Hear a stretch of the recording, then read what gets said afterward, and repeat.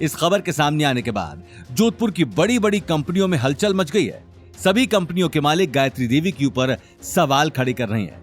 Marriott के chairman से बातचीत के दौरान चेयरमैन ने यह चिंता जाहिर की कि अग्रवाल ग्रुप शायद पहले से सारे फ्रॉड करता रहा है, लेकिन इस बार उन्हें रंगे हाथों पकड़ लिया गया है।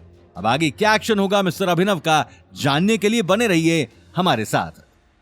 ये न्यूज सुनते ही गायत्री देवी के पैरों तले जमीन खिसक गई। वो अभी तक अपनी आंखों पर यकीन नहीं कर पा रही थी।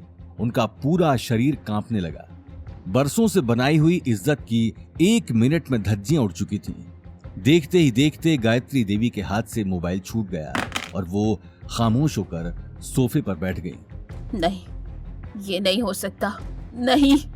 गायत्री देवी की हालत देखते ही नील और शनाया उन्हें संभालने के लिए आगे आ गए। दादी साहब, आप फिक्र मत कीजिए, हमें चोरी का इल्जाम वापस अवनी पर ही लगा देंगे और बोल देंगे कि डिजाइन उसी ने चुराया था और फिर हमारा नाम ले रही है। ये बात सुनते ही गायत्री देवी ने गुस्से में नील के गाल पर चांटा जड़ दिया। तुम्हारे अंदर दिमाग है कि नहीं? यहाँ लोग मेरी रेपुटेशन पर सवाल उठा रहे और इस वक्त भी तुम बेवकूफी वाली बातें कर रहे हो। क्या कहोगे जाकर?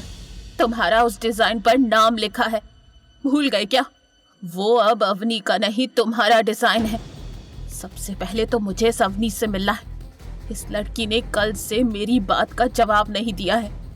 शनाया तुरंत बोली, लेकिन दादी, आपको नहीं लगता कि आपके बार बार वहां जाने से उन लोगों के भाव बढ़ जाएंगे?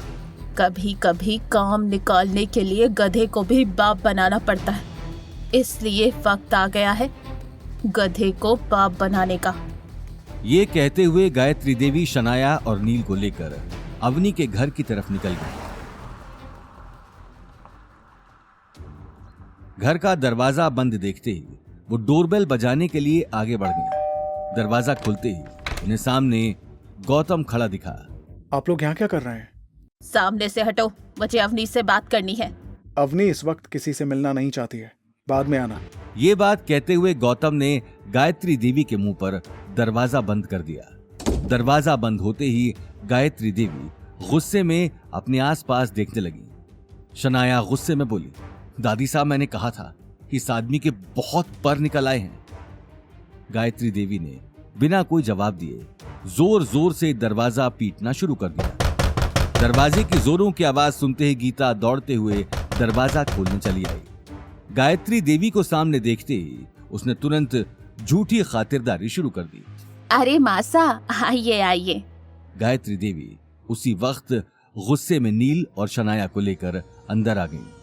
अपनी दादी सा के आने की खबर सुनते ही अवनी भी बिना वक्त गंवाए अपने कमरे से बाहर चली आई।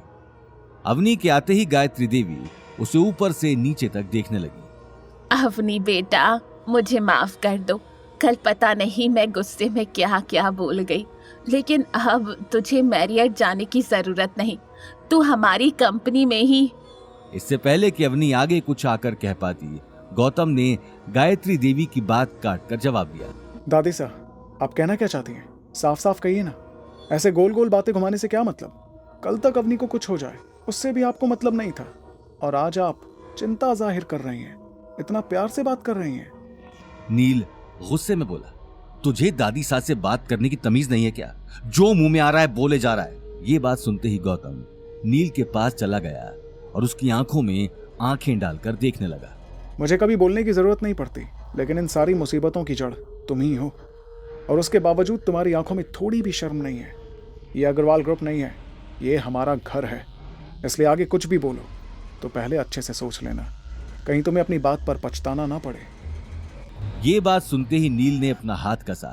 वो गौतम को मारने के लिए तैयार था, लेकिन उसी वक्त गायत्री देवी ने उसे आंख के इशारे से रोक दिया। मुझे तुम्हारी इस बकवास का जवाब नहीं देना। नील अगले ही पल हॉल के कोने में जाकर खड़ा हो गया। उसी वक्त गायत्री देवी ने आगे आकर अवनी से कहा, अवनी, अब तुम ही मुझे बताओ, तुम इस मुसीबत की घड़ी में अपने परिवार की मदद करना चाहती हो या फिर इसी तरह अपनी जिद पर बने रहना है? अवनी बिना कुछ जवाब दिए खामोश खड़ी रही। गीता की भी इस वक्त आगे आकर बात करने की हिम्मत नहीं हो रही थी। तभी गौतम ने कहा, ठीक है, आप जो चाहती हैं वो हो जाएगा, लेकिन हमारी 3 शर्तें हैं। पहली, जो डिज़ाइन आप लोगों ने मिलकर चुराया है वो आप वापस अवनी को देंगे। दूसरा, नील ऑफिस में सब लोगों को सच बताएगा और सबके सामने अवनी से माफ़ी भी मांगेगा। और तीसरी, डिज़ाइन डायरेक्टर की पोस्ट भी अवनी को ही मिलनी चाहिए।